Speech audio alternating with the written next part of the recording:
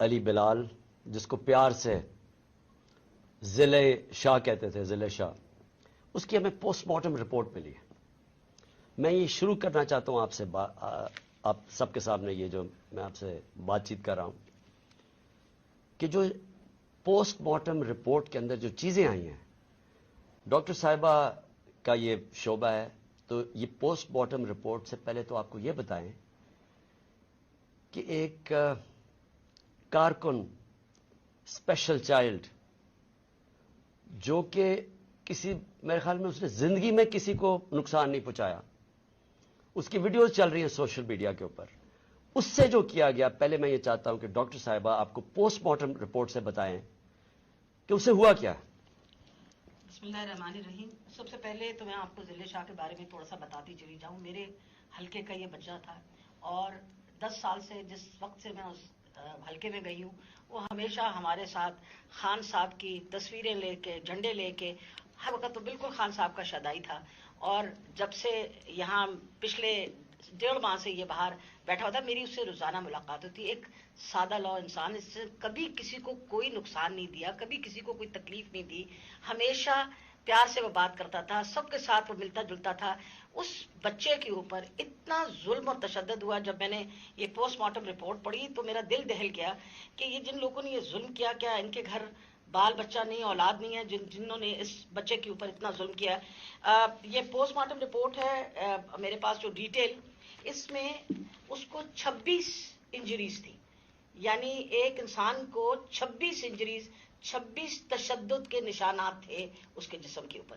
سب سے اہم جو تھا وہ تھا کہ اس کے سر کے اوپر باقاعدہ کسی بلنٹ انسٹرومنٹ، یعنی کسی ڈنڈے سے اس کو زور سے اس کے سر پہ مار کے، اس کا یہ جو ٹیمپرل بون، سائڈ کی بون ہوتی ہے، اس کا فریکچر ہو کے، اور اس کا انٹراکرینیل ہیمریج، یعنی دماغ کے اندر اس کے خون بہنا شروع ہو گیا تھا.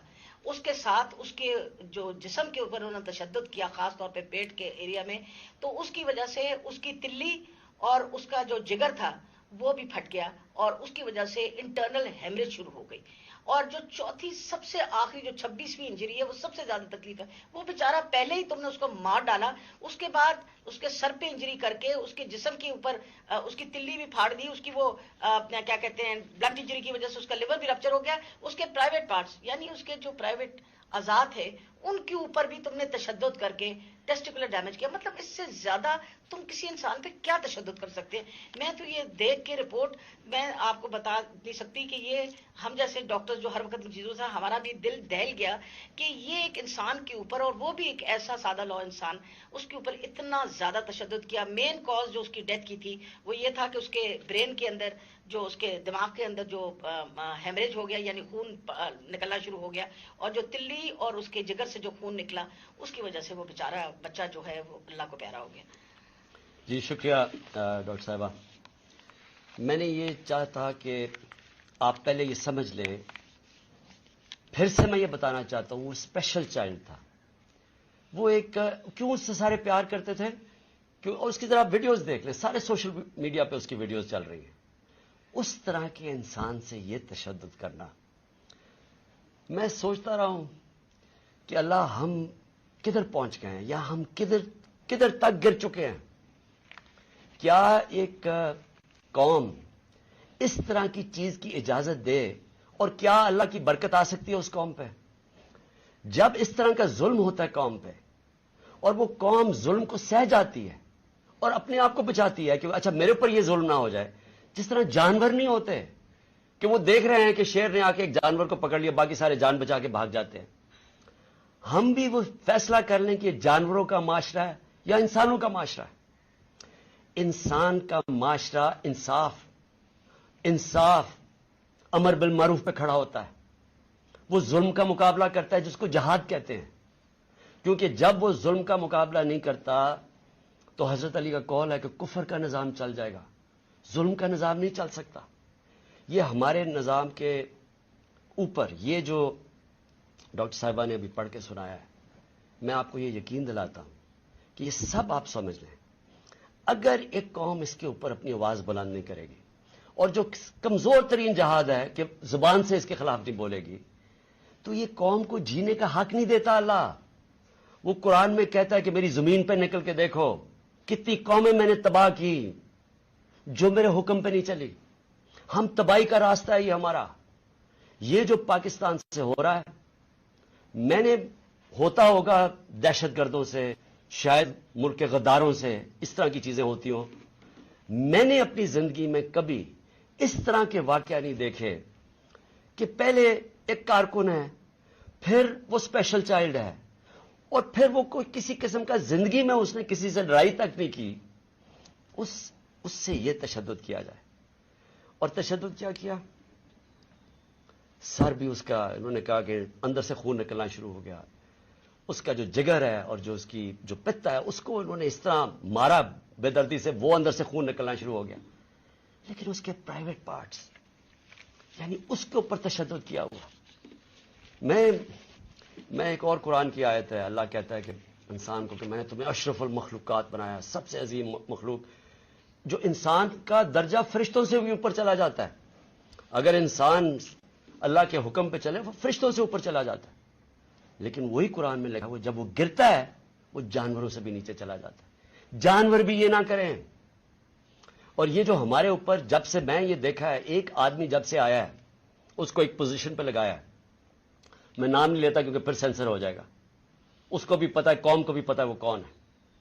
جو اس نے ظلم کرنا شروع کیا سیاسی کارکنوں پہ، ایکسپرٹیز تھی اس کی کاؤنٹر ٹیررزم، دہشت گردوں سے کچھ کرتا تھا. لیکن میں سوچتا ہوں کہ وہ دہشت گردوں سے بھی یہ جو کرتا ہوگا یا جن کے اوپر شک ہوگا کرتا ہوگا، تو وہ کتنی نفرت پھیلی ہوگی ان علاقوں کے اندر.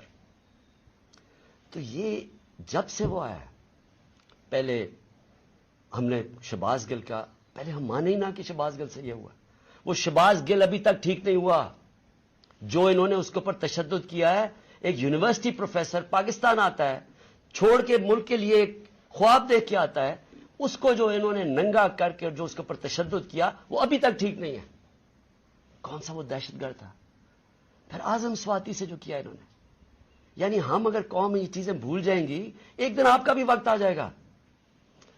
ایک سینیٹر 75 سال کا آدمی، اس کو صرف ایک ٹویٹ کرنے پہ اوپر کے باجوہ صاحب شکریہ این آر او 2 کا، کون سے دنیا کے ملک کے اندر یہ جرم ہے کہ شکریہ باجوہ صاحب این آر او 2 کا؟ لیکن وہ کوئی سپر کنگ، کوئی فرعون، کہ کسی کی جرت پڑ گئی، رات کو اس کو مارا، پوتیوں کے سامنے اس کو 3 بجے آ کے گھر میں تشدد کیا. پھر اس کو اٹھا کے لے کے گئے اور نامعلوم افراد کے حوالے کیا جنہوں نے ننگا کر کے اس کے اوپر تشدد کیا. اور جب اس کو مار رہے تھے تو سنا رہے تھے اس کی چیخوں کی آوازیں، اور اس میں بتا رہے تھے اس کو کہ بتاؤ یہ عمران خان سے کیا جائے گا. یہ ان لوگوں سے پالا پڑا ہوا اس قوم کو. اس کے بعد ارشد شریف سے وہ سب کو پتا کیا ہوا. کیا ارشد شریف کا قصور تھا؟ ساری قوم جانتی ہے کہ وہ رائے حق کا آدمی تھا. کوئی اس کا ضمیر کی قیمت نہیں تھی، کوئی اس کو خرید نہیں سکتا تھا، ڈرا نہیں سکتا تھا. اس جیسے جرنلسٹ سے، صحافی سے انہوں نے کیا. اور پھر سوشل میڈیا کے بچوں سے، میں نے آپ کو بتایا ماں باپ کا مجھے آیا کہ ہمارا بیٹا ابھی تک ٹھیک نہیں ہوا. کوئی ٹویٹ کرنے پہ اس کو اٹھا کے لے گئے، 2 دن اس کو رکھ کے یہ ننگا کر کے مارا. وہ کہتے ابھی تک وہ ذہنی طور پہ ٹھیک نہیں ہوا. کتنے سوشل میڈیا کے بچوں نے مجھے یہ بتایا کہ انہوں نے ٹویٹس کے اوپر اٹھا کے لے گئے ان کو. دہشت کہ کیسے کسی طرح ہم ان کو بھیڑ بکریوں کی طرح بنا دیں، خوف اتنا پھیلا دیں کہ ان کو غلام بنا دیں.